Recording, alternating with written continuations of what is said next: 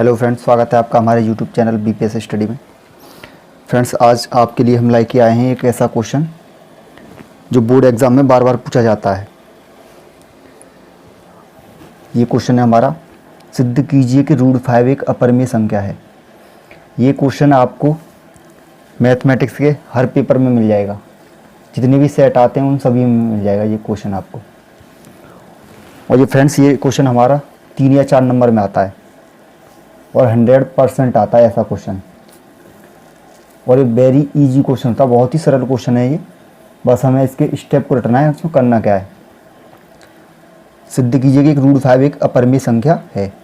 यहाँ पर √5 ये हमें ये भी दे सकता है, सिद्ध कीजिए कि √3 एक अपरिमेय संख्या है या √2 एक अपरिमेय संख्या है।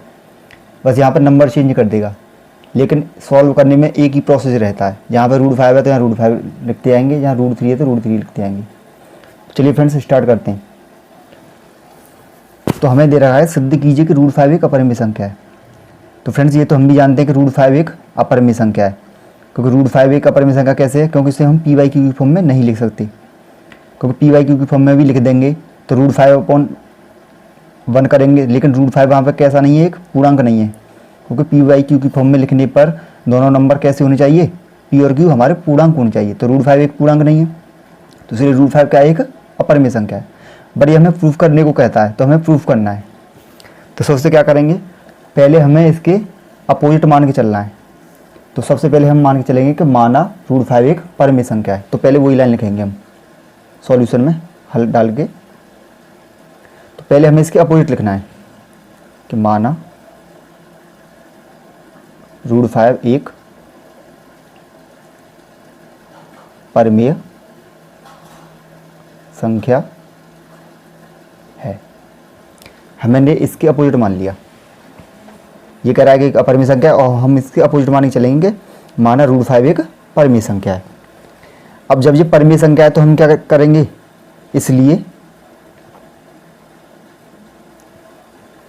√5 = a/b। क्योंकि जब ये हमारी परिमेय संख्या होगी तो परिमेय संख्या को हम a/b की फॉर्म में लिख सकते हैं, a/b की फॉर्म में या p/q की फॉर्म में। तो हमने √5 बराबर a/b, क्योंकि हम इसे परिमेय मानना है तो इसे a/b की फॉर्म में लिख सकते हैं। अब a और b यहाँ पे क्या है, तो हमें यहाँ लिखना पड़ेगा क्या है यहाँ पे, कि जहाँ a तथा b पूर्णांक हैं। क्या है ये हमारे पूर्णांक हैं, तथा a और b का कोई उभयनिष्ठ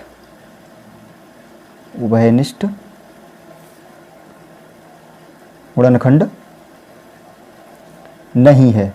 इतना हमें लिखना है, ठीक है।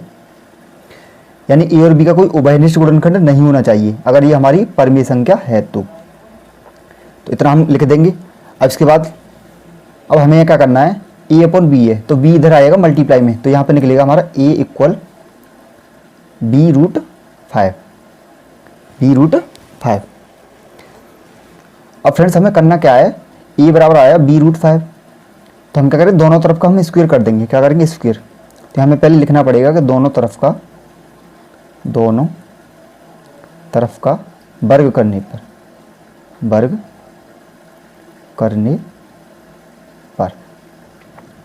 अब वर्ग करेंगे तो a का स्क्वायर कितना हो गया, a का तो a स्क्वायर हो गया, यहाँ पर b का b हो गया, लेकिन √5 का क्या हो गया हमें 5 और b का b स्क्वायर। यानी हमारी इक्वेशन आई a² बराबर 5b²। तो इसे इक्वेशन फर्स्ट मान लेंगे। क्या मान लेंगे, इसे इक्वेशन फर्स्ट। अब यहाँ से हमें क्या दिख रहा है, a² = है 5b²। यानी हमें यहाँ से ये दिख रहा है कि a² जो 5 से डिवाइड है, क्योंकि ये यहाँ पे इक्वल का साइन है। तो इधर a के जितने भी फैक्टर होंगे या इधर जितने भी फैक्टर होंगे उन सभी से डिवाइड होते हैं। यानी हमें यहाँ से ये दिख रहा है कि a² जो 5 से डिवाइड हो जाएगा। जब a² 5 से डिवाइड हो जाएगा तो a भी 5 से डिवाइड हो जाएगा। तो हमें यहाँ लिखना है, अतः 5 a² को विभाजित करता है।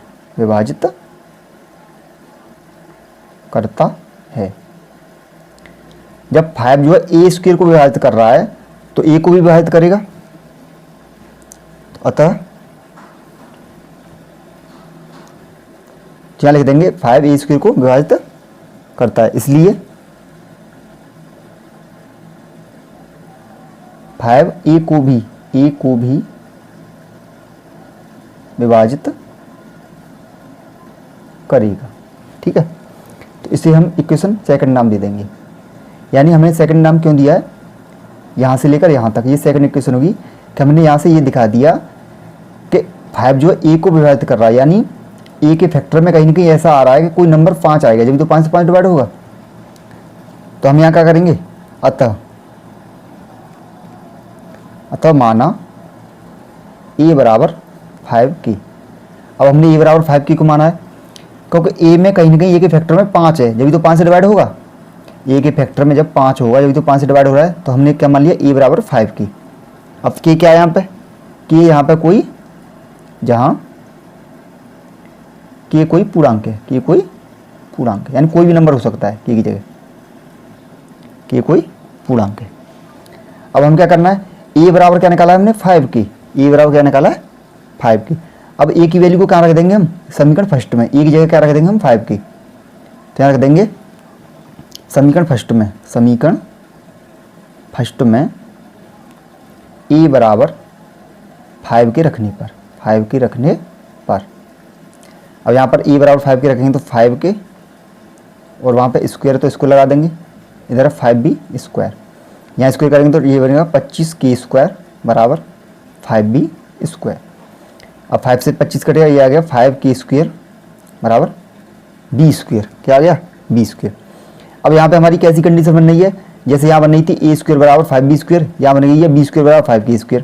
तो यहाँ भी कौन सी कंडीशन लग रही है कि यहाँ पे 5 जो है a² को डिवाइड कर रहा था तो 5 a को भी डिवाइड करेगा। यहाँ भी यही कंडीशन बन रही है कि 5 जो है b² को डिवाइड कर रहा है तो 5 जो है b को भी डिवाइड करेगा, यानी यही वाली सेम लाइन लिखनी पड़ेगी, बस जहाँ a² और a आ रहा था वहाँ पे b लिखना है बस हमें। तो यहाँ लिख देंगे अतः 5b² को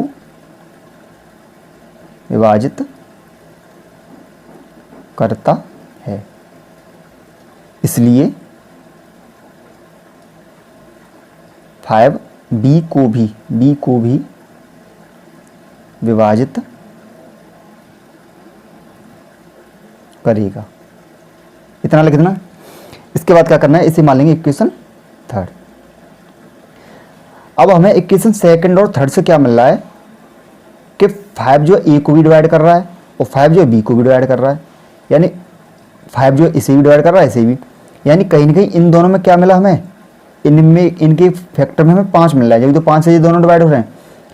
बट हमें परिमेय संख्या में क्या चाहिए, हमें कि a और b का कोई उभयनिष्ठ गुणनखंड नहीं होना चाहिए, यानी उनमें कोई ऐसा नंबर ना हो जो दोनों को डिवाइड कर रहा हो। बट हमें यहाँ क्या मिला है, a के फैक्टर में भी 5 मिल गया और b के फैक्टर में भी 5 मिल गया, यानी जो हमने माना है कि माना √5 एक परिमेय संख्या है, तो यानी ये हमारे हिसाब से क्या जा रहा है, ये गलत जा रहा है। क्या जा रहा है, गलत, यानी जो हमने कल्पना की है ये उसका विरोधाभास कर रहा है। क्या कर रहा है, विरोध। तो हमें क्या लिखना है फिर, समीकरण सेकंड व थर्ड से स्पष्ट है कि, मैं लिख रहा है समीकरण सेकंड व थर्ड से स्पष्ट है कि a और b का उभयनिष्ठ गुणनखंड 5 है। क्या है हमारा, 5 है। तो यानी इन दोनों में हमें एक उभयनिष्ठ गुणनखंड मिला है 5। तो अतः यह विरोधाभास हमारी त्रुटिपूर्ण कल्पना के कारण हुआ है। अतः √5 एक अपरिमेय संख्या है। इतना हमें करके आना है। अतः √5 एक अपरिमेय संख्या है। एक बार फिर से देखते हैं, हमें क्या करना है, सबसे पहले जो हमें नंबर दिया है उसे मान लेंगे अपोजिट, कि माना √5 एक परिमेय संख्या है। अब परमेय तो हम ए अपॉन बी की फॉर्म में लिख देंगे, जहाँ पर ए और बी कैसे होना चाहिए हमारे पूर्णांक, पूर्णांक कंप्लीट नंबर, और ए और बी का कोई उभयनिष्ठ गुणनखंड नहीं होना चाहिए, क्योंकि परमेय संख्या की यही कंडीशन होती है कि दोनों में कोई कॉमन फैक्टर ना हो। तो ये हमने मान लिया। अब क्या किया हमने, बी इधर पहुंचा दिया, तो ये बनेगा ए बराबर बी रूट 5 या रूट 5b, ये की बात है। तो दोनों तरफ का हम वर्ग कर देंगे, क्या कर देंगे वर्ग। अब वर्ग करने पे क्या होगा, ए का वर्ग होगा ए स्क्वायर, इधर हो गया रूट 5 का 5 और बी का बी स्क्वायर। अब यहाँ से हमें क्या मिला कि 5 जो है ए स्क्वायर को विभाजित कर रहा है, तो 5 जो है ए को भी विभाजित करेगा, तो इक्वेशन सेकंड हो गई हमारी। अतः हम क्या करेंगे, ए की जगह क्या मान लेंगे 5 की, क्योंकि ए को जो 5 डिवाइड करता है तो कहीं ना कहीं ए के फैक्टर 5 आएगा, तो ए बराबर 5 के मान लिया, जहाँ पर के क्या है कोई पूर्णांक है। अब इस समीकरण फर्स्ट में हम ए की जगह रख देंगे 5 की, तो ए बराबर 5 की रखने पर तो यहाँ से 5 के रख दिया यहाँ पर, तो 5 के स्क्वायर बराबर 5b स्क्वायर, यहाँ भी क्या आ गया 25 के स्क्वायर बराबर 5b स्क्वायर, 5 से 25 कटेगा 5 बार, तो यहाँ आएगा 5 के स्क्वायर बराबर 5b स्क्वायर। यानी ये वाली इक्वेशन ये वाली सेम बनी है हमारी। तो यहाँ भी यही कंडीशन लग जाएगी कि 5 जो है बी स्क्वायर को डिवाइड करेगा, तो 5 जो है बी को भी डिवाइड करेगा। तो इस वाली इक्वेशन में क्या मिला था हमें कि 5 जो है ए को डिवाइड कर रहा है, और यहाँ क्या मिला है 5 जो है बी को भी डिवाइड कर रहा है, यानी ए को भी डिवाइड कर रहा है और बी को भी डिवाइड कर रहा है, यानी दोनों को डिवाइड कर रहा है, यानी दोनों के फैक्टर में क्या है हमारे पास 5 है। तो क्या हो गया, समीकरण सेकंड और थर्ड से स्पष्ट है कि ए और बी का कोई उभयनिष्ठ गुणनखंड 5 है। तो अतः यह विरोधाभास हमारी त्रुटिपूर्ण कल्पना के कारण हुआ है।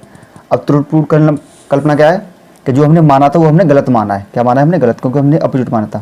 तो अतः रूट 5 क्या है, एक अपरमेय संख्या है। बस हमें इतना करके आना है।